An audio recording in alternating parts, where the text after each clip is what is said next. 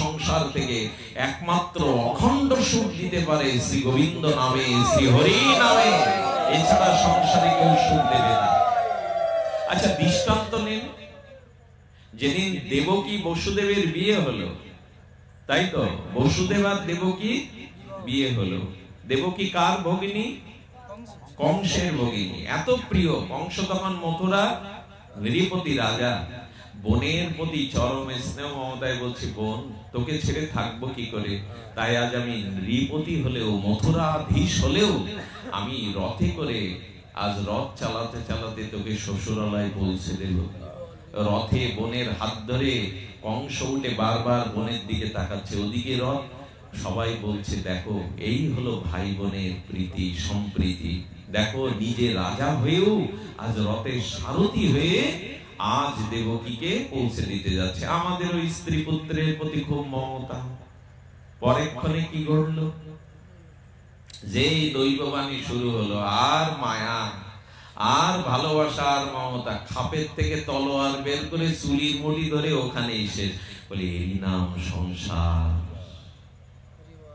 ইয়ার পোলারটা গরমে ভালো লাগবে, শীতকালে ভালো লাগবে না। সংসারকে তুমি বুঝতে পারোনি। একই ঘর, একই মেশিন, শুধু সময়ের ব্যবধানে ভালো লাগা, দুঃখ সুখ আসছে। তেমন আজকে যাদের কাছ থেকে তুমি সুখ নিচ্ছ, সুখ মনে করছো, একদিন এরাই তোমার নরক যন্ত্রণার কারণ হবে।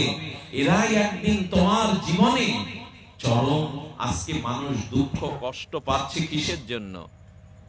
জয় রাধে। একবার শেষ করে দাও, আমি বিশ্রাম দিচ্ছি। কি বলছে? যে না, দুঃখ কষ্টটা নিজের লোকের কাছ থেকেই তো মানুষ পায়। পাড়ার লোক কি দুঃখ দিতে আসে আপনার? বিদেশের লোক? তাহলে যাদের কাছ থেকে দুঃখ যন্ত্রণা ব্যথা পাচ্ছেন, আবার তাদের চিন্তাই পড়ে রয়েছেন। আচ্ছা, কংসের রথে উঠলে কি হবে? যা হবার তা হবে। সংসার আমরা বুঝলাম, এই স্নেহ মমতা আবার এই তলোয়ার দিয়ে কোন রকমে তো বসুদেব মহাশয় বাঁচালেন যে ওর গর্ভের সন্তান তোমায় মারবে, তুমি নারী হত্যা করে কেন তোমার বীরত্বের অপলাপ করবে, তুমি তোমার খ্যাতি নষ্ট করবে কেন নারী হত্যা করে, বেঁচে গেল। আচ্ছা, রথে তো কংসের উঠে ওখানে চুলির মুঠি ধরে অস্ত্র ধরলো, আর একজন রথে উঠেছিল একজনের, তিনি কে? অর্জুন উঠেছিল শ্রীকৃষ্ণের রথে। এই দেখো কি দৃষ্টান্ত দিচ্ছে ভগবান। ওইখানে কৃষ্ণ কি করলো? ভগবান শ্রীকৃষ্ণ রথের রশি ধরার সাথে সাথে অর্জুন আদেশ দিচ্ছে, সেনার উভয়ের মধ্যে রথং স্থাপিত অচ্যুত। কৃষ্ণকে ধাক্কা দিয়ে বলছেন, হে কৃষ্ণ, দুই সেনার মাঝখানে আমার রথ। বাবা, বিশ্বেশ্বর গোবিন্দ রথের সারথি হয়েছেন ভক্ত বলে। যদি গোবিন্দের রথে উঠতে পারেন, নামের রথে উঠতে পারেন, ভক্তির রথে উঠতে পারেন, আর জীবন রথের ভাটটা যদি গোবিন্দের হাতে দিয়ে দিতে বলেন, তুমি, আমি পথ চিনি না, আমার হাত ধরে তুমি পথ চেনাও। প্রভু, আমি তোমার নামের রথে, তোমার চরণের রথে, তোমার রথেই উঠেছি, তুমি আমাকে নিয়ে চলো। কিন্তু অর্জুন ভুল করলো। ভুলটা কোথায়? আমাদেরও ভুল এখানে। খুব মর্মস্পর্শী দার্শনিক বিচার করেছেন এখানে ভগবান। কি বলছেন? দুই সেনার মাঝখানে মানে এদিকও না এদিকও না, মাঝখান মানে নিরপেক্ষ। মাঝখান মানে উভয় সেনার মধ্যস্থিত রেখা মানে নিরপেক্ষ। অর্জুনকে ভগবান নিরপেক্ষ জায়গায় থাকতে বলছেন। এই জগতে দেহ, গেহ, স্ত্রী, পুত্র, কামনা, বাসনা, মান সম্মানের কোন পক্ষই নিতে যেও না, নিরপেক্ষতা। গীতায় আরেকটা জিনিস খুব মর্মান্তিক সত্য বলেছে, কখনো অতি কিছু করতে, গীতার কোথাও অতি শব্দটা লেখা নেই। অতি কিছু করতে যেও না। অতি শব্দটা আমাদের ভাগবত শাস্ত্র বাদ দিতে বলেছেন। অতি কিছু ভালো না, অতি কোনো কিছু মধ্যম পন্থাটাই জীবনের ভালো। অতিরিক্ত ধন দৌলত মানুষের জীবনে সমস্যা ডেকে আনে। অতিরিক্ত মান সম্মান, অতিরিক্ত ভোজন, অতিরিক্ত কিছু, সবকিছুই ধ্বংসের কারণ, পরিণামের কারণ। এই জন্য পরিমিতের কথা বলা হয়েছে। আমাদের বৈদিক সভ্যতা বলছে যা কিছু পরিমিতর মধ্যে থাকবে। আর কি করছে? ওইখানে ভগবান শ্রীকৃষ্ণ বলছেন, হ্যাঁ তোমার কথা মতো আমি উভয় সেনার মধ্যে। ভগবান অর্জুনের দিকে তাকিয়ে বলছেন, আমিও তো এই জগতে ওদের নিরপেক্ষ থাকতে বলেছিলাম, মান সম্মান মর্যাদা, ভালো খাওয়া পড়া, ভোগ বিলাসের দিকে না। দেখি অর্জুন কি করে। অর্জুন সামনে তাকিয়ে বসলো। কাদের দিকে? কৌরবদের দিকে। যেই সামনে তাকালো সেই কি এলো? একটু আগে যিনি যুদ্ধের জন্য পূর্ণ প্রস্তুত, বিশ্ব বিজয় করবে, ধর্ম সংস্থান, সেই অর্জুন কাঁদতে কাঁদতে বলল, আমি ভিক্ষা করে খাবো, আমি এদের মারার জন্য উদ্যত হয়েছি, এতে যেন আমার নরকবাস হয়, আমি এদের রক্তে রঞ্জিত, এরা সব শ্যালক আমার, ভাই আমার, শ্বশুর আমার, মাতুল আমার, হে কেশব আমি যুদ্ধ করবো না, ছেড়ে দিল। ভগবান যেন বললেন, অর্জুন তুমি ক্ষত্রিয়, তুমি বিশ্ববিজয়ী, কিন্তু তোমার এই অনার্যচিত এই স্বভাব কেন এলো জানো? ভগবান বলছেন, যার রথের সামনে আমি দাঁড়িয়ে, সেই আমার দিকে না চেয়ে তুমি তাকালে আত্মীয় স্বজন পরিবার বর্গের দিকে, যারা আমার চরণ ভুলে আমার দিকে দৃষ্টি না দিয়ে, আমার চরণের দিকে না ফিরে যারা সংসারের দিকে দৃষ্টি দেয়, অর্জুনের মতো তাদেরও বুদ্ধি ভ্রষ্ট হয়ে তারা বিপদগামী হয়ে যায়, তারা বিষাদগ্রস্ত হয়ে যায়, তাদের চোখে জল ছাড়া আর পিছনে। অর্জুন যদি তাকাতে হয়, মনমনা ভব মচ্চিত্ত, মনটা আমায় দাও, আমার দিকে দৃষ্টি দাও, সংসারে আর কারো দিকে দৃষ্টি দিই। এই মানি, এই মর্মার্থ আমরা কি শিখলাম? গীতা মুখস্থ করেছি, কিন্তু এই তত্ত্ব কি জানি? আগে ভগবানের দিকে তাকাও, আগে ভগবানের দিকে দৃষ্টি ফেরাও, অন্য কারো দিকে দৃষ্টি পরে দেবে, আগে আমার দিকে। আচ্ছা, অর্জুন কিন্তু ফিরল। অর্জুন ভগবানের সব কথা মেনে নিয়ে বলছে, করিষ্যে বচনাং তব, হে কৃষ্ণ এখন আমার কথা বলে কোনো কথা, তুমি যা বলবে সেটাই আমার, এখন আমার নিজস্ব কোনো চিন্তা ভাবনা নেই, তুমি যেটা আদেশ করবে তাই আমার জীবনে। সে সেই কথা বললো কেন? আবার তুলে নিল কেন? অর্জুন যেন জগতে তাকাচ্ছেন, কোন দিকে তাকিও না, তাকাও ভগবানের দিকে, তার চরণের দিকে। তাহলে কি হবে? তাহলে তার চরণে তাকালে, তাকে আশ্রয় করলে, তার চরণে শিষ্যস্তেমাং সাদিমাং প্রপন্নম।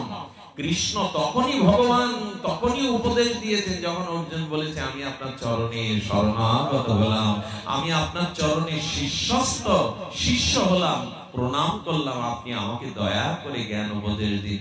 যারা দৈন্যের সহিত শিষ্যের মতো ভগবানের চরণ আশ্রয় করতে পারে, তখনই ভগবান তাদের সাধু সঙ্গ, মহান বাণী উপদেশ দিয়ে তাদের মোহ দূর করে। তাই আমাদেরও উচিত গোবিন্দের চরণের দিকে চেয়ে থাকা। কিন্তু না, সেই রবীন্দ্রনাথ বুঝতে পেরেছিলেন, অনুভব করতে পেরেছিলেন, আমি বাহির পানে চোখ মেলেছি, হৃদয় পানে হে ভগবান, আমি স্ত্রী পুত্র রূপ যৌবন, ভালো খাওয়া পড়া, ভোগ বিলাসের দিকে, রঙিন জগতের দিকে তাকিয়েছি, হৃদয়ে যে তুমি আছো তোমার দিকে দেখা হয়। এই জন্য ভগবানকে স্মরণ করার সময় কিন্তু চলে যাচ্ছে। এক একটি দিন, এক একটি মুহূর্ত আমাদের জীবন থেকে ঝরে পড়ছে। আর কত সময় বাকি আছে আমরা জানি না। শুধু ভক্তগণ, এই রক্ত মাংসের পচাগলা অনিত্য শরীর, এটা ধ্বংসশীল, এটা পরিণামশীল। এই জন্য আমাদের উচিত সময়কে সম্মুখে অবলম্বন করে একটু ভজন অনুরাগী হওয়া, একটু ভজনমুখী হওয়া। শুধু ভক্তগণ, এই জন্য চাই আজকের এই ভাগবত অনুষ্ঠান থেকে আপনারা একটা দৃঢ়তা, একটা সংকল্প নিন।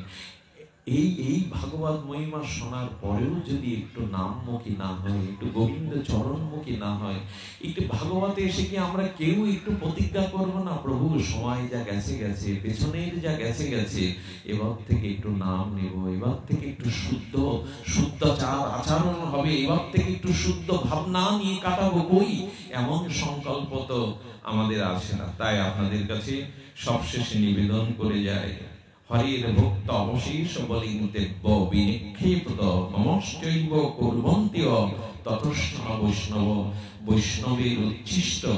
আর দৈন্যতা নিয়ে যেন হরিনাম আশ্রয় করে আমাদের জীবন আমরা অতিবাহিত করতে পারি। সময় কিন্তু কমে আসছে, ঝরে পড়ছে, এক একটা আয়ুর পাতা ঝরে পড়ছে জীবন বৃক্ষ থেকে। আর মানুষ আমরা কত বড় বিশ্বাসঘাতক, গর্বেতেই কথা দিলাম ভগবানকে, প্রভু জগতে গিয়ে তোমায় ভুলব না, তোমায় ভজন করব প্রভু, ভজনযোগ্য দেহ দিয়ে দুর্লভ মনুষ্য দেব দুর্লভ জন্ম দিয়ে পাঠিয়েছ, কিন্তু তোমায় ভজন করব, কিন্তু গেলাম ভুলে। সবশেষে এই ভোলার মহিমা আর ভগবানের আমাদের স্মৃতি স্মরণের মহিমা একটা লীলা বা দৃষ্টান্ত দিয়ে বিশ্রাম করি। আমাদের পুরী ধামে কার্তিক চক্রবর্তীর কোনো সন্তান নাই। এদেশে হাটখোড়া বলে তাদের।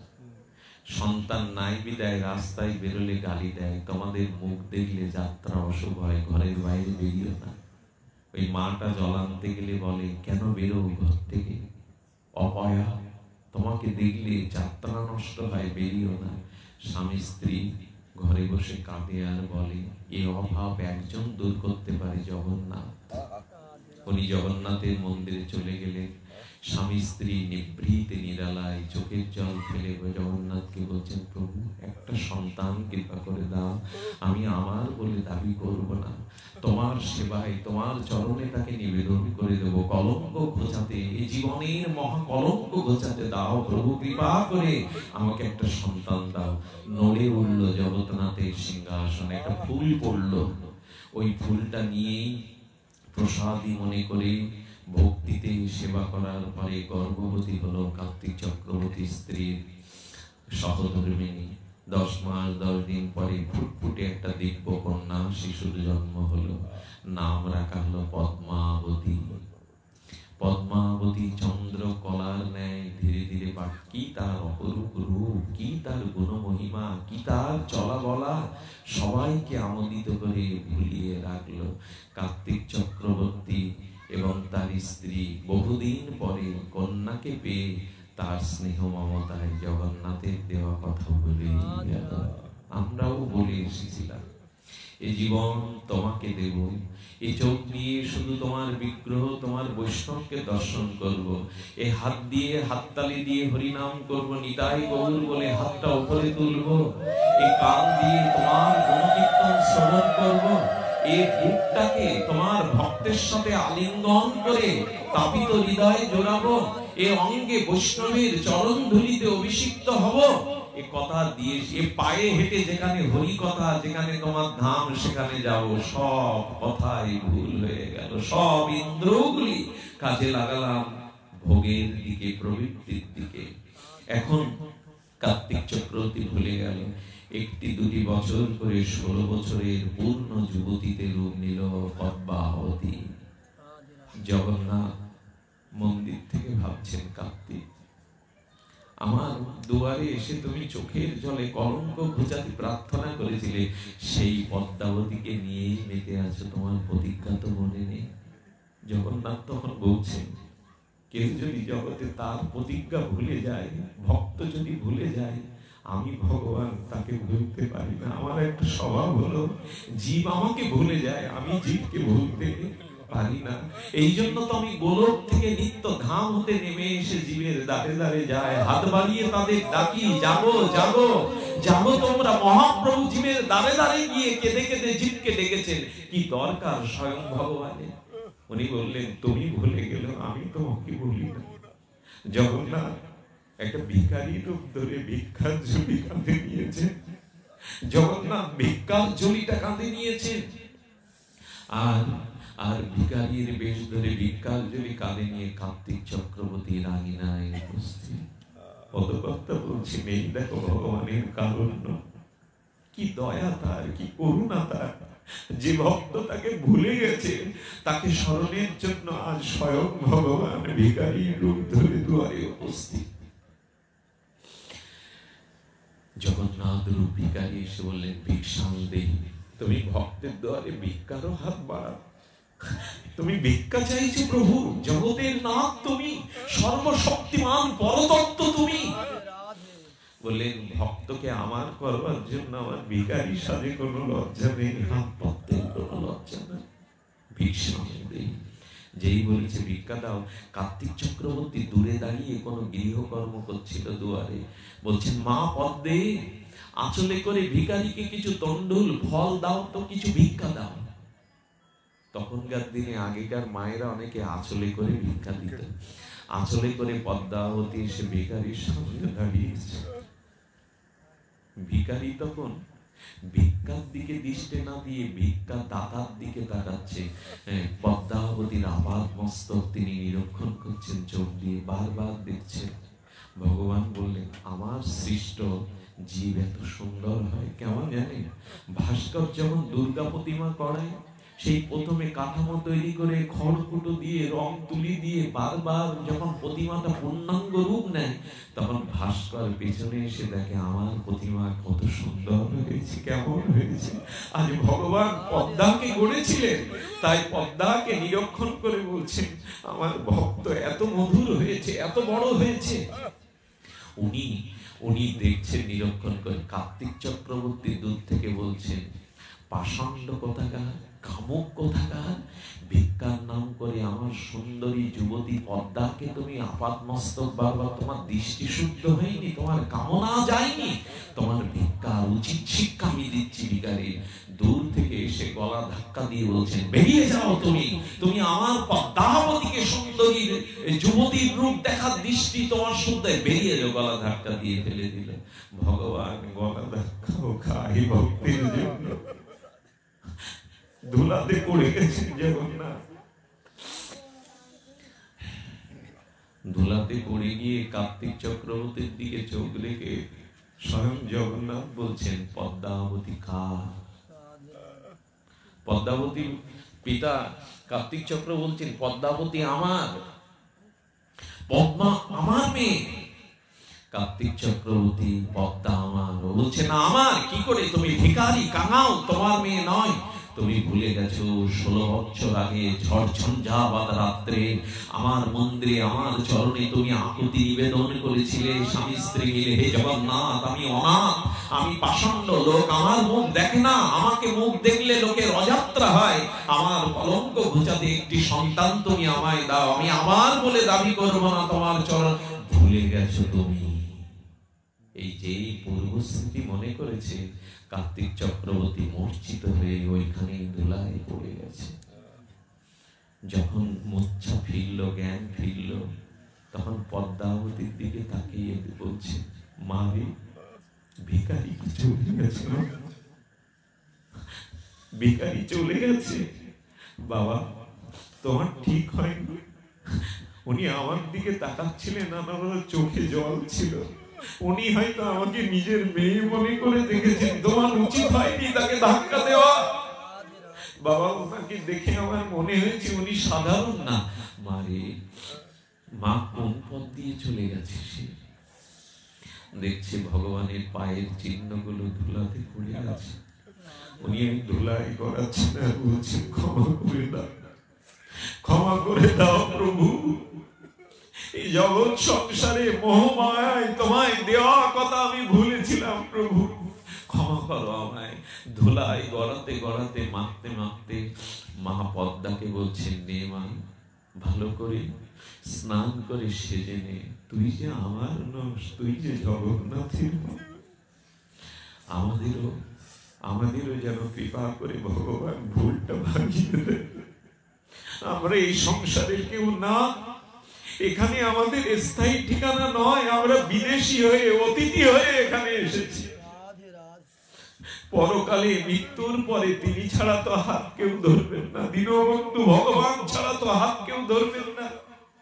এই জন্য তার কথা ভেবে সেই ভুলে যাওয়া স্মৃতি মনে করুন। ভগবানকে কথা দিয়ে এসেছিলাম এই জন্মটা তার ভজনের জন্য, আর যেন ভুল না হয়, আর যেন সময় অতিবাহিত না হয়। আজকের মতো হরি কথা এখানে ভক্তি জয়যুক্ত হোক, হরিনাম জয়যুক্ত হোক। আপনারা যারা এসেছেন আপনাদের স্মৃতি বেঁচে থাকুক।